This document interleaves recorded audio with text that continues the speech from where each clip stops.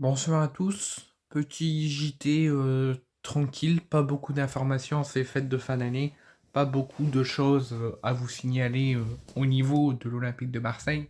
Je vous le dis maintenant, je pense qu'on aura plus d'informations d'ici le 29-30 décembre, à l'approche de Nouvel An et à l'approche de la reprise de l'entraînement le 31 décembre du côté des hommes de Roberto De Zerbi pour préparer la deuxième partie de saison, notamment un match de championnat contre le Havre et ensuite le match de Coupe de France contre Lille.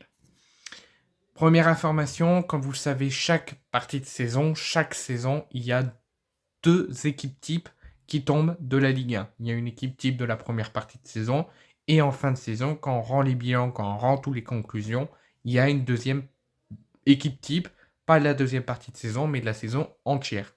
Là, on a deux joueurs olympiens, deux joueurs de Roberto De Zerbi, qui figurent dans l'équipe type de la première partie de saison de l'OM en Ligue 1.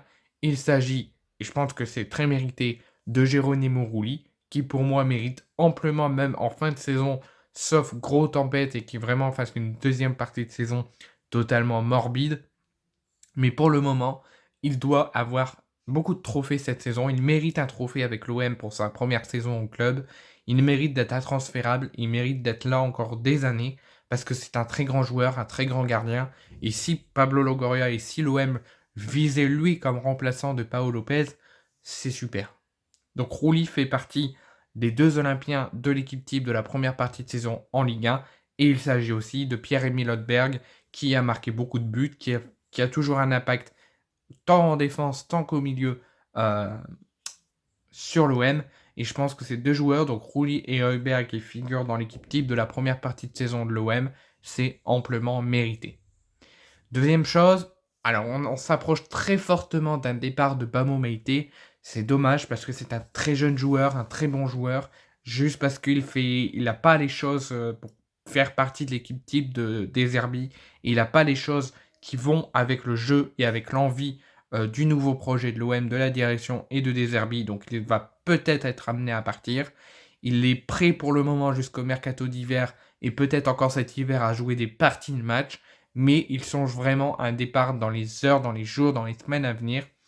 Et il se pourrait donc déjà que Rennes et quelques clubs anglais étaient venus au renseignement auprès de la direction et étaient venus se renseigner et prendre des informations sur le joueur cet été, lors du mercato d'été, mais les négociations n'avaient pas abouti, ça n'avait pas été plus loin, et il était resté cet été, donc jusqu'à là pour le mercato d'hiver.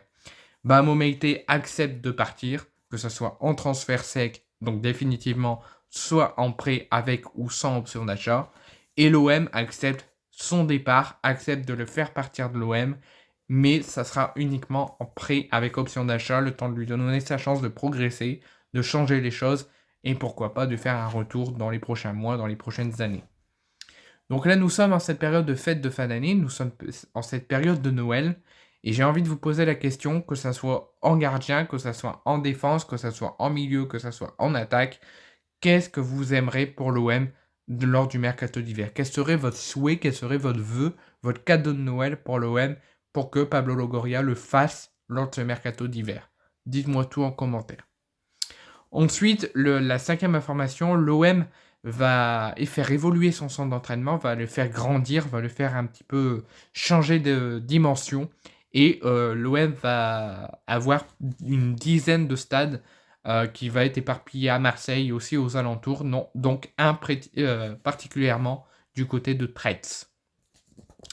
Ensuite, on va parler de Luis Enrique. Luis Enrique qui est exemplaire, qui fait une excellente partie de saison, qui a vraiment un impact énorme sur le jeu de l'OM, sur l'attaque offensive de l'OM, sur même défensif aussi. Il fait vraiment une partie de saison, après tout ce qu'il a vécu, exemplaire. Et moi, je trouve ça vraiment très bien qu'on ait un joueur de ce type-là.